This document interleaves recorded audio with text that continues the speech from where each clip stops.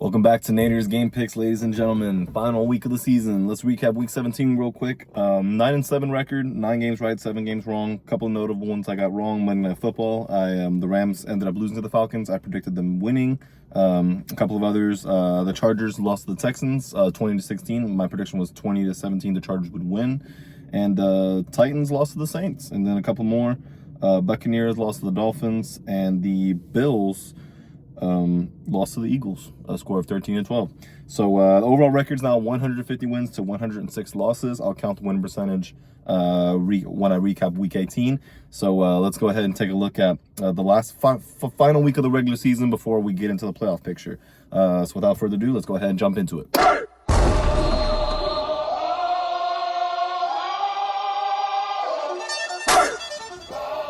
Alrighty, so video coming out today, Friday. Happy New Year, by the way. 1/1/26. New opportunities, new fortunes coming away. So there's all the games are happening on the weekend. 2 games Saturday, and the rest of them are on Sunday. The 2 games Saturday are division clinching, winner matchups that are at stake here. Stakes in these 2 matchups. First one, 4:30 Eastern time. Panthers at Buccaneers. The second time they've played in the last 3 weeks. Buccaneers at home. They lost last week to the Dolphins on the road, and the Panthers lost last week against the Seahawks team, 27-10. Bryce Young had a rough time passing the ball. Now these 2 teams are going to play for the division crown. It is a likely scenario that the Panthers could lose, but if the Falcons beat the Saints, then the Panthers would make the playoffs, meaning the Buccaneers could win this game, be an 8-9 team, and not make the playoffs. And the team that they beat the last week of the season could be 8-9. They need the Saints to beat. The Buccaneers needs the Saints to beat the Falcons, who play in the other pool of the NFC South standings here. But I think the Panthers on the road, they have shown resilience. They've gotten blown out on the road, by teams like the Patriots.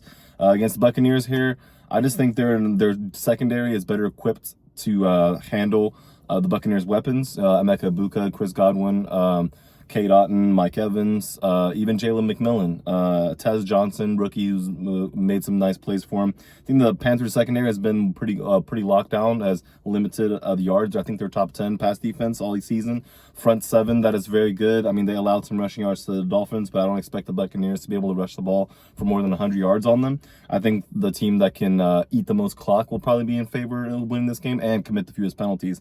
I think the Buccaneers starting to lose a little bit of faith in their coaching staff. Maybe this is going to be the game that the front office makes up their mind after the conclusion. We got this game right on the game picks last time, 23-20. I think this time around, Panthers beat the Buccaneers and win the division and make the playoffs for the first time in quite some time. I think they win a score of 27-24. And then the second matchup, Saturday, 8 o'clock Eastern time, Seahawks at the 49ers. 49ers at home. They have a chance to be the number 1 seed in the NFC. The winner of this game is going to be the winner of the NFC West and likely be the number 1 seed in the NFC. So this is going to be a big game here. I think the 49ers at home have a big chance. They've been playing injured all year, but they're getting healthy at the right time. Seahawks, Sam Darnold-led team. Last year, week 18, he had a scenario, playoff clinching, number 1 seed clinching scenario where they lost to the Lions, and they didn't make it as a member of the Vikings. They made the playoffs, but had to go on the road, and they went 1-done. Now, Sam Darnold can prove those people wrong in this one, as obviously he leads the offense for the Seahawks. Jackson Smith-Njigba, Offensive Player of the Year candidate, and a pretty solid running game featured by Zach Charbonnet and Kenneth Walker. The 49ers front 7 is going to have to deal with them before they can try to get pressure on Darnold. But Darnold is prone to turnovers. He does have more than double-digit interceptions on the season, and this 49ers defense has done a very good job despite a lot of injuries. So I think this is going to be a close one. I think the Niners end up coming out on top at home, clinching the NFC West in this win, and potentially being the first seed in the NFC of a score of 34-30 over the Seahawks. Now the Sunday slate of games, 1 o'clock, Saints at the Falcons. I think the Falcons at home are more favored here. It'll be Kirk Cousins playing a rookie quarterback in Tyler Shuck, who's been looking pretty good lately. Chris Olave putting up the best career of his year so far, best year of his career so far. And the Falcons with Bijan Robinson It would have been fun to see this team make the playoffs because Bijan Robinson is amazing. Kyle Pitts Sr. is going to put up a case that he's going to be due some money, if not from the Falcons, from someone else. And Kirk Cousins still under contract, and he's trying to finish this season on a good note. Maybe the Falcons keep Raheem Morris in their coaching circle if they can come out with this win, considering the Saints have won 4 games in a row. But I think the Falcons at home should be able to win this game. The Saints' rush attack is not as much to fear as the Falcons' opponent last week in the Rams. So I think they can do a good job here. They got to limit turnovers. The team that turns the ball over the least wins this game. I think the Falcons win at home with a score of 29-20. The Browns at the Bengals, 2 teams where the winner wouldn't much benefit in the draft picks. I think look for Myles Garrett to potentially get the sack record in one season. He's got a offensive line that protects Joe Burrow, not always the best. So he have a chance there. As for Chase Brown and the Bengals, he's been putting on a good streak of games here lately. Jamar Chase, another 1,000-yard season. But could he get 10 touchdowns on the season, as he is the youngest player to score that many touchdowns in only 5 seasons? He's only 25 years old. Pretty insane there. And Joe Burrow's going to look for him and look for T. Higgins. And obviously a little too late for them. But I think at home, they'll give their fans something to be happy about. As for the Browns, they'll drop this game going into a 4-13 record on the year. I think the Bengals win here with a score of 31-16. Packers at the Vikings. Vikings at home. They've played very good lately, although Max Brosmer, backup quarterback last week, hardly had 3 net passing yards, considering he got sacked a lot. They still won the game. This Vikings defense and Brian Flores are nonstop right now. He's coaching him up, and Harrison Smith, ageless wonder, 2012 first-round draft pick, still playing at a high level, had an interception, tackles for loss. They do such a good job disguising and confusing the quarterbacks. I see this will be a hard task for Malik Willis or Jordan Love. It doesn't really matter. They have clinched a playoff spot. Maybe the Packers rest up. They've been vulnerable giving up rushing yards, as they gave up over 200 yards to Derrick Henry last week. I think maybe the Vikings can get some more of that run game going.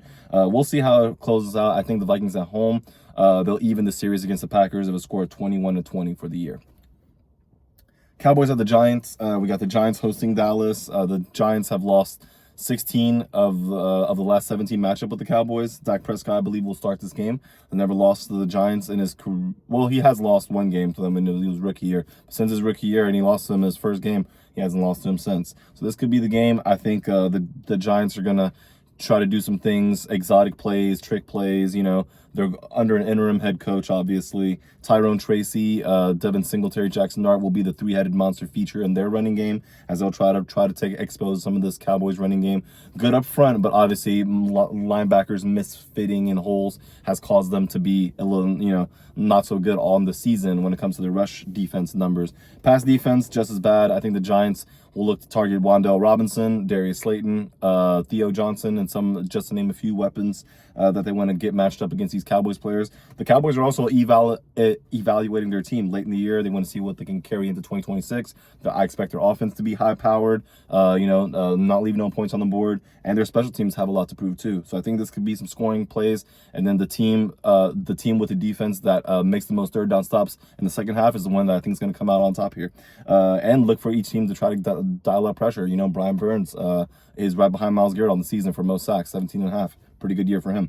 So I think the Cowboys do win on the road, though, extending their overall record of the year for 8-1, 500, and then let's see what they do in the draft. As for the Giants, they'll drop and look to get the top 3 pick in the draft again this year. I think the Cowboys win on a score of 35-24.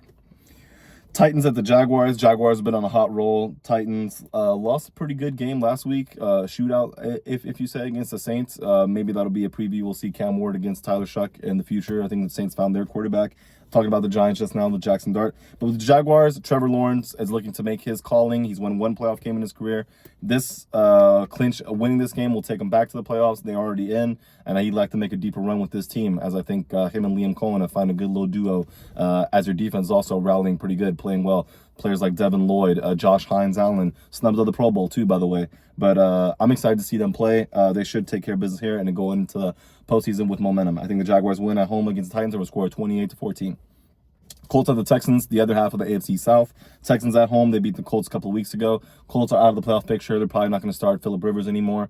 And then they could potentially finish the year with a losing record with the loss to the Texans here. Texans have played extremely good. I think they can come out and dominate this defense. Will Anderson Jr., Danielle Hunter, been a very dominating force. And this Texans defense, coached by DeMeco Ryans, Derek Stingley Jr., obviously, you could name a few, Kamari Lassiter, Kalen Bullock, some Pro Bowl snubs there from their secondary, Azeez Al-Shire, very good, smart middle linebacker, comes in the hole, fits and thumps. So honestly, this could be a situation where the Texans might blow out the Colts. I think the Colts traded for Ahmad Gardner. He's been nicked up a little bit in the lineup.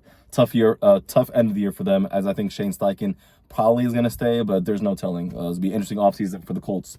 I think the Texans win here at home with a score of 26-13. Moving on, we got the Jets at the Bills. This is a 4:25 Eastern time slot of games. Bills at home should have no issues here. They're looking to also potentially get the one seed in the AFC. A lot can happen depending on who wins and who loses. I think the Jets on the road, had a poor season, traded away a lot of pieces. I think the Bills take care of business at home with a score of 31-7. Lions at the Bears. Obviously, these two teams met earlier this year, week 2 in Detroit. The Lions beat the Bears by 30 points at 52-21. This time around, it's going to be different. I think the Bears lost last week to a good San Francisco Niners team on the road, coming home against a division opponent that have already been eliminated from the playoffs. Ben Johnson used to be the offensive coordinator for the Detroit Lions, and now currently the head coach of the Bears. I think they make a statement win here. They're not going to go too much into their bag, but I think they can run the ball efficiently, control the clock, keep Caleb Williams out of harm's way. He had a great career game, even though they lost the game last week, so I think he can put up some numbers here as they go into the postseason with some momentum, depending on their seeding. But they're going to make it. I think they beat the Lions at home with a score of 30-23. Chargers at the Broncos. Both these two teams may play their backups. I think the Broncos are the ones that are in the prime spot to get the number 1 seed in the AFC, so they kind of do got to win. I think they'll start Bo Nix. We'll get to see the Chargers. Justin Herbert's been nicked up a lot, especially against Houston last week. A tough game for him there.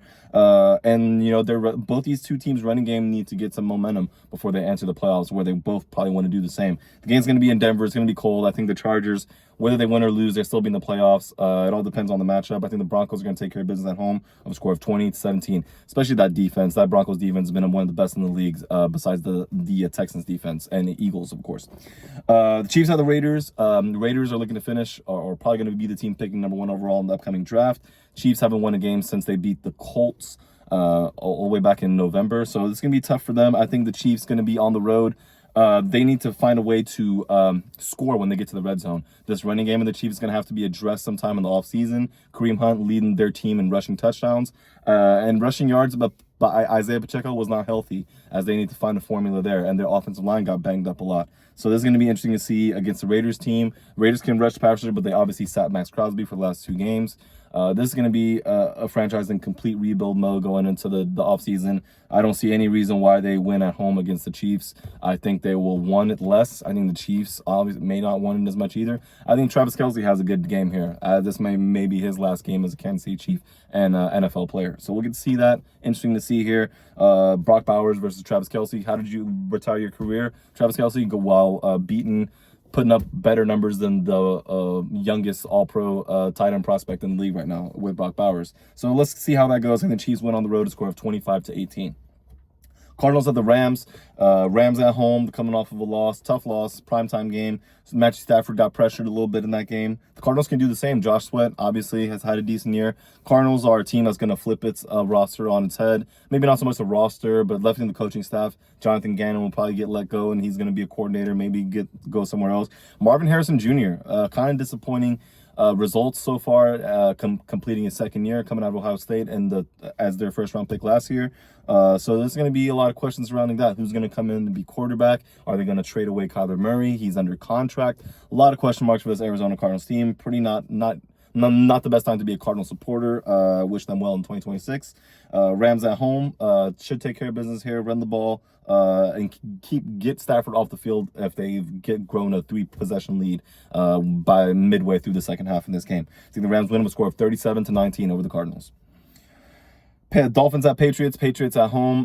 Dolphins usually give the Patriots some hard time, especially in the past 10 years. I think the Dolphins on the road here, they've kind of been mixed results to finish their year. They're probably going to overhaul some pieces, let go of some high-priced free agents. And then, of course, what to do with Tua Tagovailoa. They benched him 2 weeks ago. Break Quinn Ewers, Texas product, who was drafted late a couple years ago by the Dolphins, have looked decent. And this would be a chance for him to look decent against the Patriots team that needs to win, so they can lock up that number 1 AFC seed and have a home field home field advantage throughout the postseason. The Broncos and Patriots are among the 2 top teams in the AFC that are going to get that. Potentially the Jaguars as well. So I think the Patriots at home take care of business in a competitive, tough game here. I think the team that commits the least penalties is going to be the one favorite to win. I think the Patriots do that here at home of a score of 28-24. Maybe Drake May is going to secure his MVP hunt, which he's in the race against Matthew Stafford, by the way. Commanders at the Eagles. The Eagles at home. They beat the Commanders 2 weeks ago to clinch a playoff spot. At home here, I can see them running the ball, taking care of business. Commanders lost to the Cowboys at home last week. They're going to go into the offseason needing to, answer some questions. They were in the NFC Championship game last year. This year, a little bit disappointing. Lots of injuries, some free agents there, and a defense that just really couldn't figure it out. So we'll see what happens with them. Eagles at home, I got them winning the score of 26-17 over the Washington Commanders.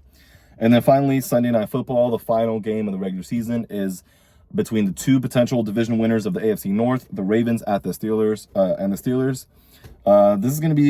This could be Aaron Rodgers' last game, or it could be his last win in the regular season going into the postseason. I think the Ravens, with Derrick Henry's performance last week, shows that they find a different fire, and they're gonna take that fire out on the Steelers and their home field and go win this game. I think the Steelers had a chance last week and lost to the Browns. Obviously, DK Metcalf being suspended for 2 games really costing them right now, as their offensive pass attack really goes through tight ends and running backs. Jaylen Warren, Kenneth Gainwell, Darnell Washington, Pat Freiermuth. Don't understand why Pat Freiermuth doesn't get targeted more. As for the Ravens, with Tyler Huntley in there, he's not going to make uncostly mistakes. He can run the ball. And like Patrick Ricard, their Pro Bowl fullback, I think they're going to get into running the ball on the Steelers. They've had some tough outings against teams where they couldn't run against, but obviously they've had some good outings too, like against the Detroit Lions and Jahmyr Gibbs. They totally shut them down. So the Steelers, if they can shut down the Ravens' run, I think they'll have a chance. But they obviously have to convert in the red zone and get touchdowns over field goals, because this Ravens defense is stingy as well, and they're going to be playing their best. Even though it's in Pittsburgh, I think the Ravens come in on the road and takes this game, and we won't see Aaron Rodgers no more. And the Steelers will still have a winning record, but miss the playoffs. Maybe some questions come up about Mike Tomlin, but then again, he can fall on his 21 consecutive seasons of winning records, or 500 or better. Not quite the same there. But anywho, I think the Ravens win on the road against Pittsburgh with a score of 30-28. We will recap week 18 next week as we look at the wild card previews. So I don't know what they'll look like until after week 18 is over. It'll be interesting to see as we'll break down those games too. I don't expect no more games to be on Thursday nights, so we'll come out with these Naderade picks to finish the 2025-2026 season for the year out like this. Ride it out in style. New year, new opportunities. Not a new season though. We got to finish it off. So I appreciate you guys for being here all year with me. We're going to continue this, and you know how we do it, man. We're going to sign out of here, and make sure you tell your family you love them, and everybody in here, say Naderade out. Boom.